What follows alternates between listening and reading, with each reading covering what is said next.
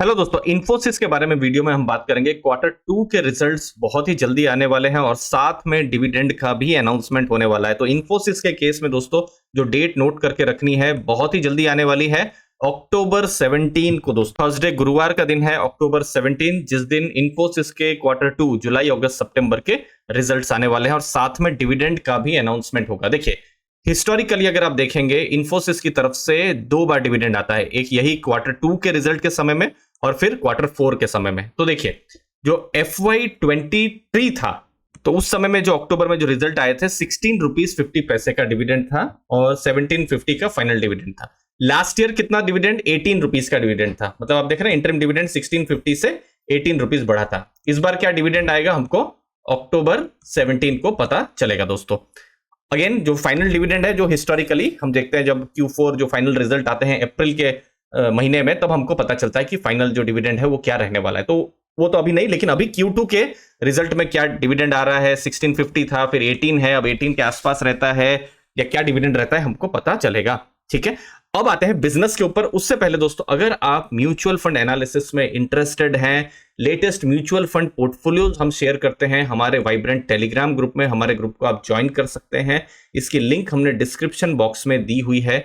4600 के आसपास की ये कम्युनिटी है, जहां पर पर्सनल फाइनेंस रिलेटेड कंटेंट आते हैं। बहुत सारे मटेरियल्स भी मैं शेयर करता हूं, एनालिसिस, बिजनेस लर्निंग और बहुत सारे म्यूचुअल फंड रिलेटेड इंफॉर्मेशन जैसे गोल प्लानिंग, SWP एक्सेट्रा आपको जानने को मिलेगा दोस्तों। अब हम बात करेंगे इन्फोसिस के बारे में। देखिए, जब ये मार्च एंड के रिजल्ट आए थे अप्रैल के महीने में, तो कंपनी ने कुछ गाइडेंस इस तरीके का दिया था कि रेवेन्यू ग्रोथ 1 से 3% होगा। ओके, और जो ऑपरेटिंग मार्जिन है वो 20 से 22% रहने वाला है। ओके, अब बाद में 3 महीने के बाद ही क्वार्टर 1 के रिजल्ट आए, तो उन्होंने गाइडेंस में थोड़ा चेंज किया। उन्होंने कहा कि हम 1 से 3 अब कह रहे हैं 3 से 4% हम यहां ग्रोथ करने वाले हैं। मार्जिन 20 से 22% ही रखने की उन्होंने बात की है। अब ये नंबर इंपॉर्टेंट या की होने वाला है, क्योंकि देखिए, किसी भी कंपनी को जरूरी है वो जितना ज्यादा रेवेन्यू ग्रोथ करे। अब ये 1%, 2-3% जो था बहुत ही कम था, थोड़ा सा इंक्रीज जरूर उन्होंने क्वार्टर 1 में किया। क्या क्वार्टर 2 में भी वो क्या अपने गाइडेंस को इंक्रीज कर रहे हैं या डिक्रीज कर रहे हैं या वही लेवल रख रहे हैं, ये हमको जो है अक्टूबर 17 को पता चलेगा। इससे बहुत सारे डेटा भी हमको पता चलेंगे, क्योंकि इन्फोसिस इतनी बड़ी कंपनी है, मैक्रो लेवल पर क्या हो रहा है हमको और ज्यादा क्लैरिटी होगी, और ज्यादा हमको डेटा आएंगे, और ज्यादा चीजों के बारे में भी हमको पता चलेगा दोस्तों। तो यहां रेवेन्यू ग्रोथ में क्या चेंज हो रहा है, वो एक की चीज देखने जैसी रहेगी। न्यू गाइडेंस क्या रहेगा? Q1 के रिजल्ट एक अच्छे रिजल्ट रहे थे, क्योंकि 34 डील विंस उन्होंने की हुई थी और टोटल वैल्यू अगर आप देखेंगे तो 4.1 बिलियन की थी।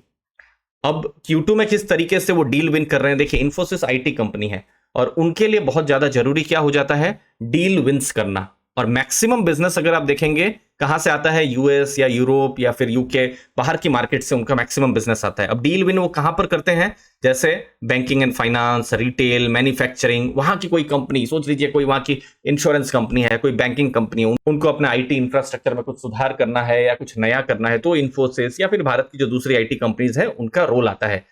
तो फाइनेंस जो है, आप देखेंगे लगभग 27-28% का फाइनेंस का यहां पर वेटेज है, लेकिन ग्रोथ हमको बहुत देखने को नहीं मिला है। अब BFSI में क्या ग्रोथ रह रहा है? अब तो फेड ने भी रेट कट कर दिए हैं, क्या इसका इंपैक्ट बिजनेस में हो रहा है? देखिए, इतने कम टाइम में तो ऐसा बिजनेस इंपैक्ट होना पॉसिबल नहीं है, लेकिन इससे क्या जो माहौल है, जो थोड़ा ग्लूमी माहौल था एटलीस्ट 3-4 क्वार्टर पहले, क्या अभी भी वैसा है या अभी थोड़ा धीरे धीरे अच्छा हो रहा है, वो देखना रहेगा दोस्तों। और साथ में मैन्युफैक्चरिंग ने बहुत ही अच्छा किया था, एनर्जी वाला जो है उन्होंने भी अच्छा किया था।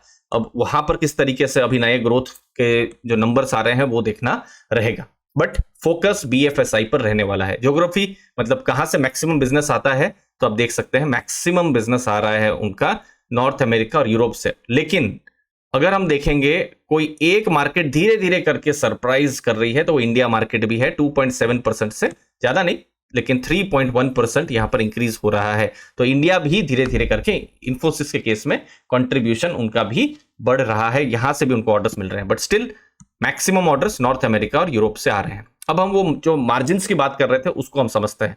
ये रेवेन्यू है कि कंपनी ने कितना कमाया, ये इसी की हम बात कर रहे थे ना कि 1, 3, 4%।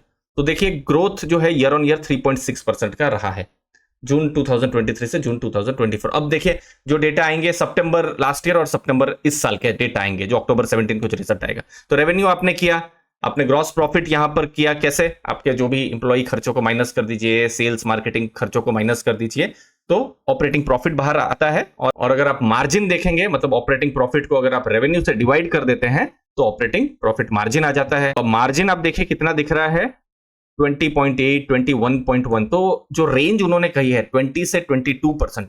अगर रिजल्ट में इंफोसिस ये नंबर जो 22% के नंबर को चेंज करती है, या 23 या 24 के आसपास की वो बात करती है, तो बहुत पॉजिटिव यहां हो सकता है। अगर इसी रेंज की बात करती है तो फिर तो ठीक ही है, वो तो अभी पता ही है कि यही रेंज के आसपास आ रहा है। लेकिन ये रेंज अगर ऊपर जाता है तो पॉजिटिव हो सकता है, बट यस अगर वो अब 20 के नीचे की बात कर रही है तो नेगेटिव हो सकता है। तो ये अक्टूबर 17 को नए डेटा आएगा तो पता चलेगा।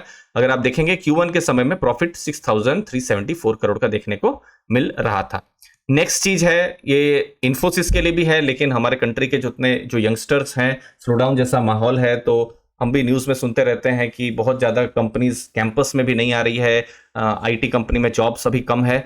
तो इन्फोसिस का ही आप यहाँ डेटा देख सकते हैं, 3.36 लाख इंप्लॉइज थे जून 2023 में। इस बार जून 2024 में कितने हो गए? 3.15 लाख, मतलब कम हुए हैं। एट्रिशन भी देखेंगे कम हुए हैं। तो ये क्या बता रहा है कि जॉब्स मार्केट में कम है, इंप्लॉय भी जॉब छोड़ नहीं रहे हैं।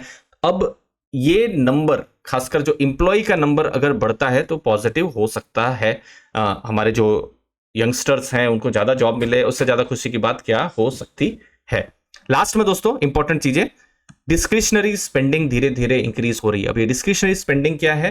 देखिए कोई भी एक क्लाइंट के हिसाब से सोचिए जो यूएस में या यूरोप में बैठे हुए हैं, उनके लिए आईटी कोई एक अर्जेंट खर्चा नहीं है, लेकिन एक इंपॉर्टेंट खर्चा है, तो ये डिस्क्रिशनरी स्पेंडिंग कहा जाता है। तो स्लो डाउन जैसा माहौल था, इंटरेस्ट रेट हाई थे, तो बहुत ज्यादा खर्चा नहीं कर रहे थे। लेकिन धीरे धीरे जैसे ग्लोबल क्यूज आ रहे हैं, अब वो धीरे धीरे पॉजिटिव यहां पर हो रहा है।